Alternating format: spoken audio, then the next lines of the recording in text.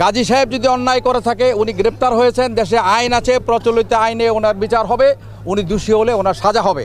কিন্তু ওনার কারখানা পুরে তো ওনাকে সাজা দেওয়ার কোনো দরকার নাই। আমি আজকে আপনাদের কাছে স্পষ্ট করে বলতে চাই, এখানে কোনো রাজনৈতিক নেতাকর্মী এই লুটপাটের সাথে, অগ্নিসংযোগের সাথে আমাদের কোনো নেতাকর্মী জড়িত না। এখানে বহিরাগত কিছু লোক, যারা স্থানীয় প্রশাসনের কাছে আবেদন জানাবো, আপনারা এই লুটপাট অবিলম্বে বন্ধ করে যেটুকুই কারখানা অবশিষ্ট আছে সেটুকু রক্ষা করা যায়। আমাদের পক্ষ থেকে রাজনৈতিক কর্মী হিসাবে যতটুকু এটাকে রক্ষা করার জন্য যে উদ্যোগ, যে ব্যবস্থা নেওয়া দরকার, সেই সাপোর্ট আমরা দিব। কিন্তু এই প্রতিষ্ঠান থেকে বাকি যেটুকু আছে ওইটুকু রক্ষা করতে হবে। এই প্রতিষ্ঠানটি টিকে থাকুক, আমরা এটাই চাই।